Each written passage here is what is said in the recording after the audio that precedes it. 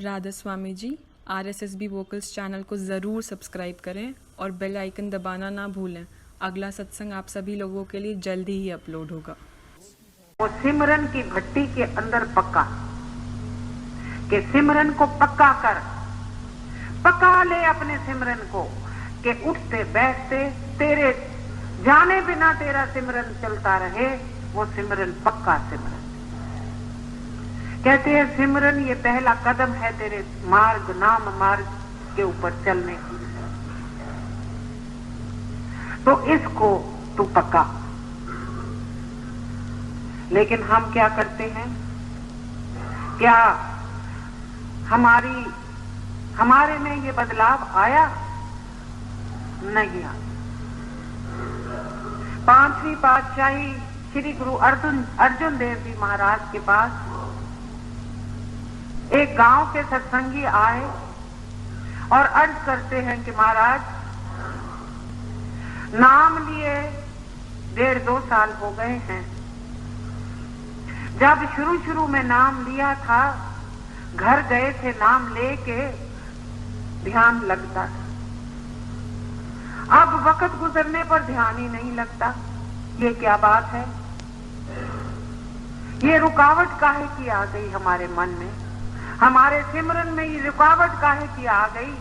सच्चे पातशाह कृपा करके हमें बताओ।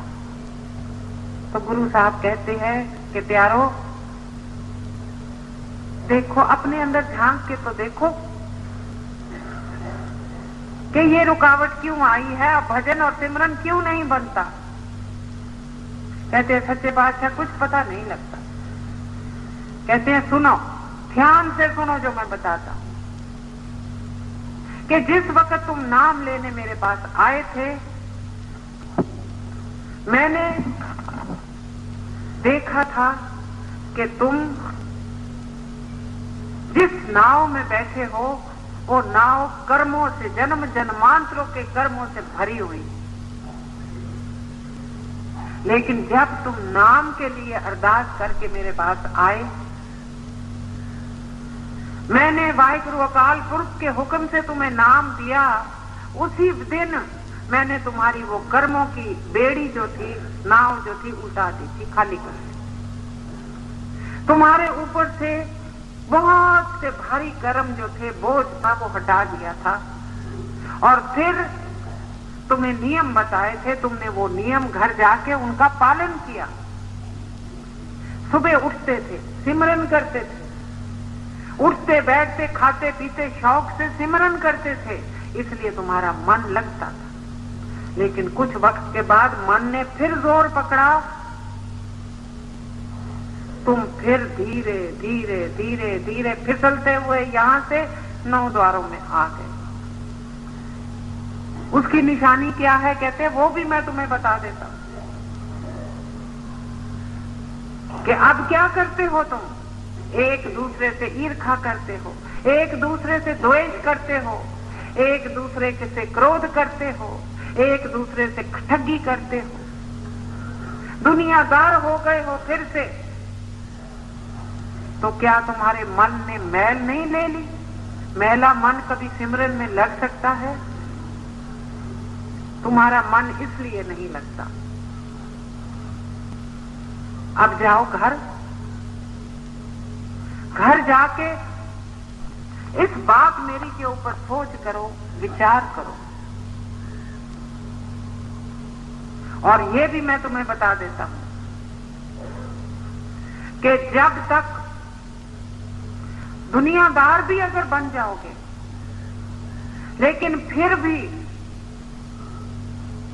प्यार से, लगन से, इंतजार से सुबह उठ के सिमरन करोगे, तो तुम्हारी जो कर्मों से फिर से लद गई नाव है, वो फिर भी अगर पानी से 4 उंगल भी ऊपर हुई, तुम्हारा काम बन जाए।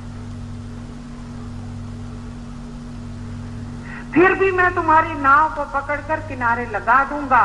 लेकिन अगर तुमने ये भी ना किया तो तुम्हारी नाव जो है वो भारी और हो जाएगी, उसके अंदर पानी भर जाएगा, डूब जाओगे। फिर मुझे ना आके कहना कि काम नहीं बना महाराज। तो काम कैसे बने? जब हम नाम लेते हैं हमारे कर्मों की पोटली जो है वो खत्म हो जाती है, राख हो जाती है। उस वक्त हम साफ सुथरे हल्के होते हैं और उस वक्त का किया हुआ भजन जो है वो फलदायक होता है। लेकिन नहीं, हम आके फिर फैल जाते हैं दुनिया के अंदर। नाम लेके किसने अपनी पुरानी आदतें छोड़ी? स्वामी जी महाराज जी कहते हैं, सत्संग करत बहुत दिन बीते, अब तो छोड़ पुरानी बान। कहते हैं, प्यारे सत्संग करते हुए, नाम लिए हुए इतनी मुद्दत हो गई है, अब भी तूने अपनी पुरानी आदतें नहीं छोड़ी, तो बता तेरा काम कैसे बने। हजूर बड़े कहा करते थे कि मन लगे या ना लगे, बड़े प्यार से कहते थे, मन रोए या पीटे, हाय हाय करे, उछले, बैठे। चौकड़ी मारने में तो तुम्हें कोई तकलीफ नहीं होती, मन नहीं लगता तो ना लगे, बैठ तो सही। कहते तू बैठा होगा ना, तुझे नहीं पता कौन सी घड़ी है जिस घड़ी के ऊपर मौज आ जाए, क्योंकि तू बैठा है, कोशिश तो कर रहा है। वो दाता देखता है, वो तेरे अंदर बैठा है, कहीं बाहर नहीं है। तू समझता है बाहर है, वो बैठा है तेरे अंदर, तेरी कोशिश को भी वो मंजूर करता है। क्या पता कौन सी मौज की घड़ी आ जाए, तेरे ऊपर दया हो जाए। अगर तू झोली में ला के बैठा है तो डाल देगा, अगर तू बैठा ही नहीं तो किसकी झोली में डाले। ये बड़े हजूर के मुखारबंद की बात है। इसलिए हर एक सत्संगी को नाम की कमाई डट के करनी चाहिए, और हर एक सत्संगी के जीवन का मकसद नाम लेने के बाद ये होना चाहिए कि मुझे नाम की कमाई करके अपने घर वापस पहुंचना। अगर वो नहीं करता, नाम लेने के बाद अगर वो कमाई नहीं करता, तो कोई माफी नहीं है। ये सबसे बड़ा कुकर्म है कि नाम लेके भजन ना करना, इससे बड़ा पाप कोई नहीं। कहते हैं हम दुनिया को पापी कहते हैं, उससे ज्यादा पापी तो हम हैं कि नाम लेके शुभ कर्म नहीं करते। शुभ कर्म जिंदगी में एक ही है कि सुबह उठ, तड़के उठ, नाम की कमाई कर। नाम की कमाई करेगा तो तेरी सारी जिंदगी के अंदर बदलाव आ जाएगा, तेरे विचारों के अंदर बदलाव आ जाएगा। तो कहते हैं कि गुरु अर्जुन देव से फिर उन्होंने पूछा कि महाराज, हमको आपकी 4 उंगल ऊपर की बात समझ में नहीं आई, जरा खोल के समझाओ। कहते हैं, खोल के ये समझाता हूं कि नाम तुमको दिया है, फिर से तुमने अपनी नाव कर्मों से भर ली है, लेकिन कोई नहीं, गुरु का तो शिष्य है। नाम की बख्शीश तेरे ऊपर हुई है, लगा रहो, कमाई करता रहो, अपनी जिंदगी को सुधारता रहो, और जब अंत का वेला आएगा, सतगुरु जरूर आएगा लेने के लिए, लेकिन जरूर आएगा, बताएगा कि मैं आ रहा हूं, अब तेरा वक्त आ गया। लेकिन 4 उंगल ऊपर होनी चाहिए, नाव कर्मों की 4 उंगल ऊपर होनी चाहिए, डूबी हुई नहीं होनी चाहिए। कहते डूबी हुई होगी फिर भी सतगुरु को बिरध है, वो आएगा, लेकिन उसके आने में और दूसरे आने में फर्क होगा। अभ्यासी जो होगा उसको बता के जाए कि मैं आ रहा हूं तुझे लेने के लिए, तुझे घर ले जा रहा हूं। जब आत्मा यहां पर पहुंचती है शरीर को छोड़ के मृत्यु के वक्त, ये काल का साइड है, ये दयाल का साइड है। तो दयाल की ताकत वहां खड़ी है, उसको गोदी में लेके जिस मंजिल के ऊपर कमाई के मुताबिक रखना होता है वहां जाके बिठा देते। लेकिन अगर जिज्ञासु ने, सत्संगी ने कमाई नहीं की, फिर भी सतगुरु लेके जाता है, क्योंकि उसको लाज है, अपने नाम की लाज है, वो लेने आता है। तो उस जमाने की मिसाल दे के गुरु साहब कहते हैं कि अभ्यासी को टमटम में लेके जाता है। टमटम का मतलब घोड़े गाड़ी में लेके जाता है, प्यार से लेके जाता है, सवारी में लेके जाता है, और जो नहीं करता उसको भी लेके जाता है, लेकिन उस टमटम के साथ रस्सी बांध के घसीट के लेके जाता है। क्यों घसीटना पड़ता है उसको? इसलिए घसीटना पड़ता है कि उसका ख्याल दुनिया में लगा हुआ है, वो छोड़ता ही नहीं दुनिया को, तो दुनिया से निकालने के लिए उसको घसीटना पड़ता है। कहते लाज फिर भी सतगुरु को है, हमको नाम की लाज भी नहीं आती। तो ये कबीर साहब अपने को समझा रहे हैं। कहते प्यारे, इसलिए तू क्या कर, गुरु भक्ति में लग जा, गुरु के साथ अपना प्यार पक्का कर ले। अगर प्यार करने के लायक कोई हस्ती है इस दुनिया के अंदर तो वो गुरु है। लेकिन अपनी हालत देख, तू किस भक्ति में लगा हुआ। भक्ति तो तू भी करता।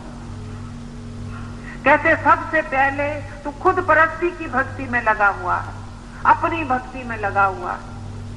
कौन सी है तेरी भक्ति? खाना पीना,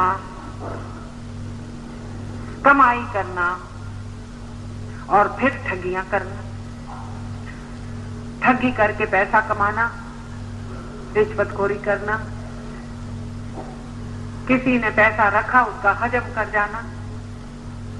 ये खुद परस्ती की भक्ति है, अपने लिए कि मेरे पास आ जाए धन, मैं सुखी हो जाऊं, मेरे बाल बच्चे सुखी हो जाए। कहते हैं तो खुद परस्ती की ये भी भक्ति है। कितनी लगन से तू ये पैसे की इंतजार करता है कि ये आए, पैसे की भक्ति करता है, खुद परस्ती की भक्ति करता है, खुद के सुख के लिए ये भक्ति करता है। दूसरी कौन सी तू भक्ति करता है? कुनबे की भक्ति करता है, अपनी बिरादरी की भक्ति करता है, उसके अंदर बड़ा बनना चाहता है, नेता बनना चाहता है, सबके काम करता है, अपना काम नहीं करता, सबके काम करता है। अपना काम तेरा था नाम की कमाई करना, उसको तो भूल जाता है, दुनिया के काम में लग जाता है, नेता जो हुआ। तो ये कबीले की भक्ति है। फिर कहते हैं कि तीसरी भक्ति तू कौन सी करता है? देश की भक्ति करता है। कहते मैं अपना देश का भक्त हूं, अपने देश के ऊपर जान देता हूं। और जब देश की भक्ति करता है, अपने देश से प्यार करता है, दूसरे देशों से नफरत करता है। और जब दूसरे देशों से नफरत करता है तो क्या होता है? लड़ाई झगड़े। अमेरिका रूस से झगड़ा करता है, रूस अमेरिका से झगड़ा करता है, तो क्या उसका नतीजा होता है? एटम बॉम्ब, हाइड्रोजन बॉम्ब, एक दूसरे के साथ लड़ाई, एक दूसरे के साथ नफरत। तो कहते तू कौन सी भक्ति में लगा हुआ है? ये तीनों भक्तियां जो हैं ये तेरे नाम की कमाई के अंदर रुकावट है। तो कहते हैं कि प्यारे, अगर तू गुरु की भक्ति में लग जाएगा तो तेरे अपनी भक्ति भी हो जाएगी, कुनबे की भक्ति भी हो जाएगी, देश की भक्ति भी हो जाएगी। क्यों? कि तू विशाल हो जाएगा, तेरा सारी रचना के साथ प्यार हो जाएगा। तू सबको के अंदर परमात्मा देखेगा। किसके साथ तू वैर करेगा, किसके साथ तू द्वेष करेगा, किसको तू गाली देगा, किसके साथ तू ठगी करेगा? क्योंकि तू गुरु का प्यारा हो गया। गुरु तुझे प्यारा हो गया है, इसलिए तू बुरा काम कोई कर ही नहीं सकता। तो कहते हैं गुरु भक्ति में लग प्यारे, गुरु भक्ति में लग, गुरु के साथ प्यार कर।